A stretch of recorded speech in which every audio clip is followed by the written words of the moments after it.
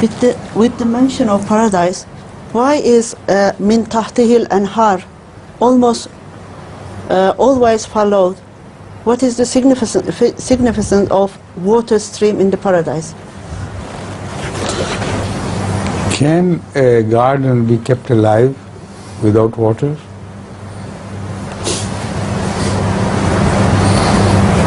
Can you imagine a garden being flourishing and full of verdure without anything to feed it? It's not possible. So anhar have to be mentioned.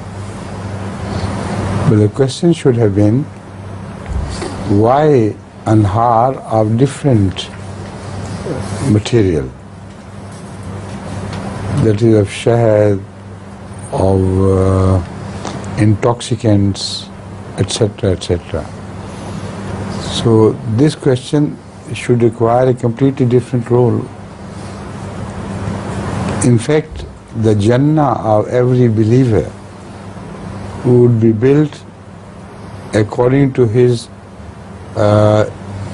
internal attitude to God and godly things. So some people would like to be lost in a sort of layer of self-forgetfulness, to be lost in the player as though somebody had drunken deep from wine. So this appeals to some people. And for them, the love of God would acquire that sort of nahar which flows under the trees, which are his heaven. So these are metaphorical expressions. There are no real trees, material trees to be found in heaven at all.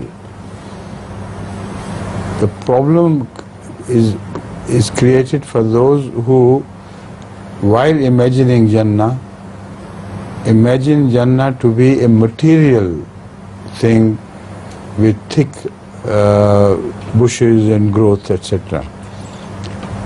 This is rejected by the Quran repeatedly in so many other verses. It speaks of a spiritual Jannah, not of a material Jannah. So this question is based on this misunderstanding.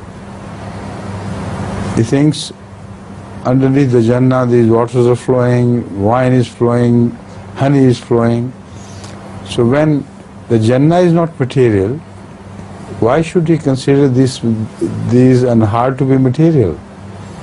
So that is why I have spoken of the spiritual attitude of different people towards pleasure, towards godliness, and these different materials indicate, not materials, but these different concepts indicate the attitude of different believers to what they think is to be the best for them, what they crave for. And they will find a similitude in these worldly things here to what they desire to find in the hereafter. Right?